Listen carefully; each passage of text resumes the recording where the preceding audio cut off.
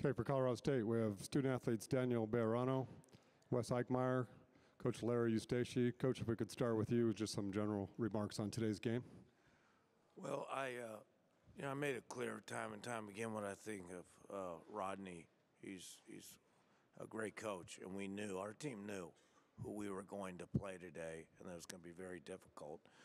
What I like about our team is I told him, when I first came here, that the catalyst to the team is Dorian, and I challenged him and said, maybe they're right. And particularly, Daniel was terrific. The whole team was terrific, but particularly Wes. I thought Wes really, really responded to that remark, and was just took the team and didn't let his shooting affect him. And I just liked the way the team responded at half and into the second half, a little shorthanded. And, obviously there's 46 fouls in the game. Everybody had foul trouble. Thank you, Coach. Now we'll open up for questions for the student athletes.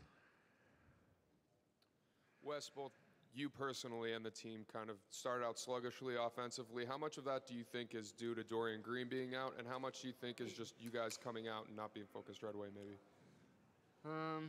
Maybe a little bit not having Dor, but I think the thing that switched around for us was our defense.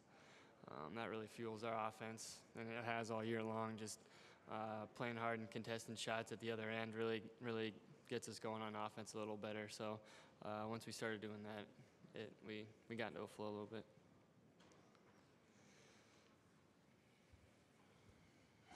Over here. Let's go here first.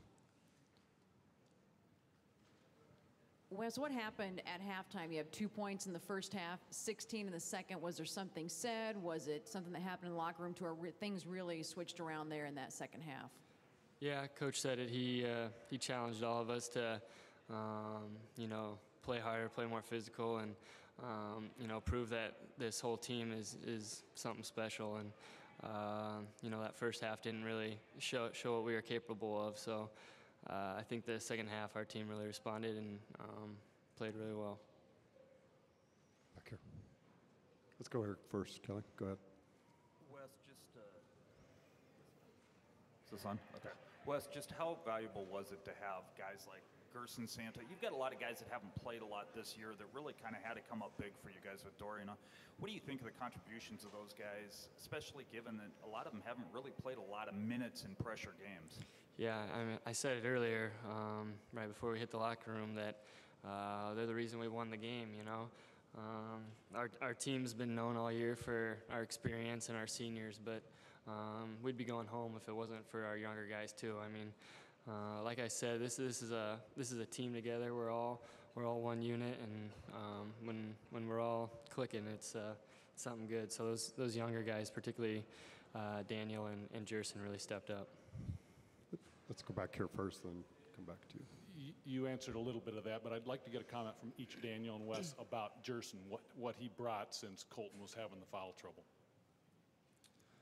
Jerson brings a lot. You just have him rebounding. You have him playing defense, taking charge. He's a big key to us winning today, and for us to go down the stretch and do what we want to do. Yeah, I told Coach walking down we didn't lose a whole lot when Colton stepped off the floor, which is a mighty comment for Jerson. But really, he played great, and he was grabbing loose balls, taking charges. Daniel said it. He did what it took to win, and we give him just as much credit as anybody on the team for winning today. Daniel, can you talk a little bit about your mindset coming in? Did you know you were going to have a much bigger game with knowing how much the bench had to play? Yeah, coming in, I knew I had to have a big game. I wasn't ready to play once I came in. Coach took me out. He challenged me by putting me back in, and not just that, but just at halftime. And I just try to do what I do best. And Wes, can you talk about his back-to-back three-pointers and how big that was? Yeah, huge. Gave him momentum, and he, like he said, he rose to the challenge and made some big plays. And Daniel's been giving us a spark all year. Obviously, he got the six-man award or whatever this year, so huge play.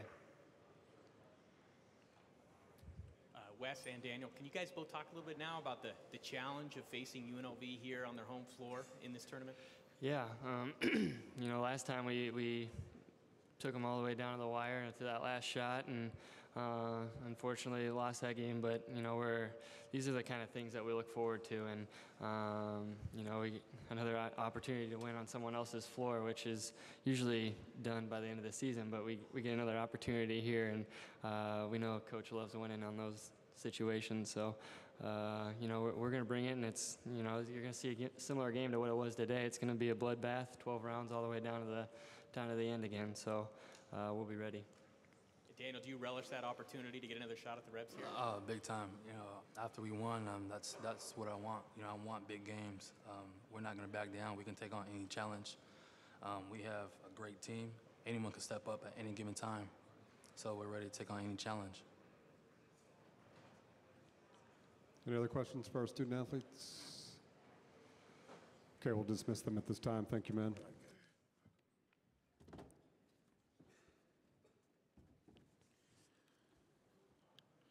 Now take questions for the coach over here.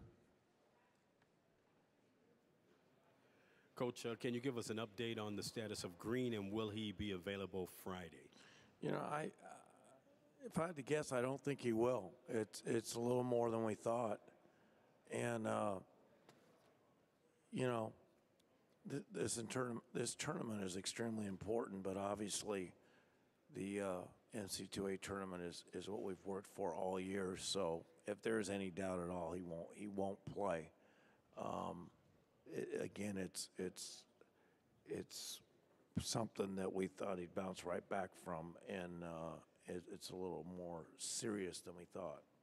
Can you take us to the game Friday? Tell us a bit about the matchup, and do you have a concern about UNLV being at home? Yeah, obviously.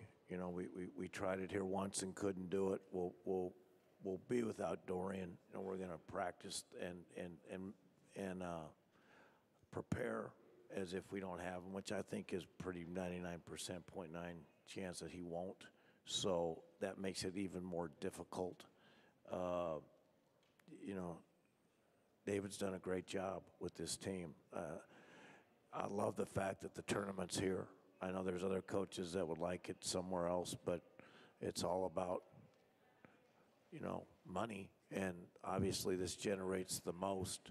But the pressure is on Coach Rice. I mean, it's not a fun situation to be in as a coach. I've been there before, and I'm not sure if you really asked him if he wouldn't prefer having it somewhere else, because it just puts the pressure on the home team. So, it's really on them, but we're looking forward to whatever team we can put out there and see what happens. Let's go back here. Larry, Coach Terry gave you guys a great compliment there at the end of his press conference, and he said he told you he could see this team being a Sweet 16 team. What did you think when he told you that? I think we're going to have to be at full strength, and things are going to have to fall exactly right. Have some luck, which is about, when you look at some of these national championship teams, they had a little luck in the first round or they wouldn't have even advanced. So I think this team's capable of beating a lot of people. It's just a matter of, I don't have a Ouija board or a crystal ball, and I can't tell you, how we're going to be, what type of health we'll be in. But when we're right and we're playing right, we're a top 25 team, so we have a chance.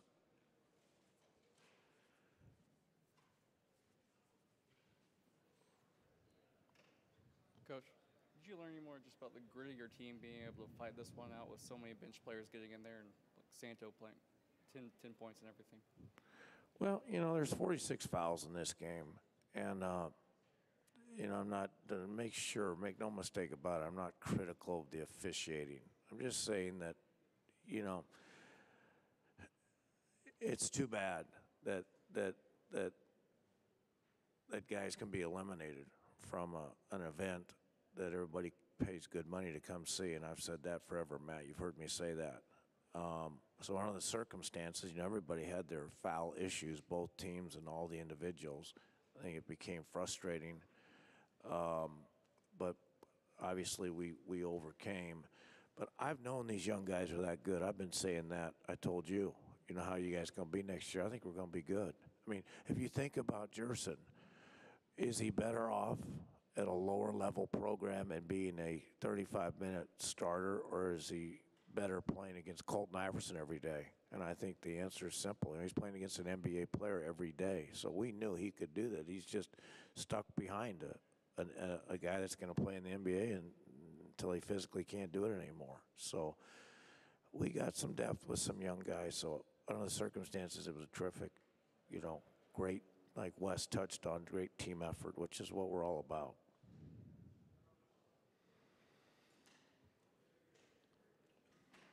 Any other questions? Okay, thank you, Coach. Thank you.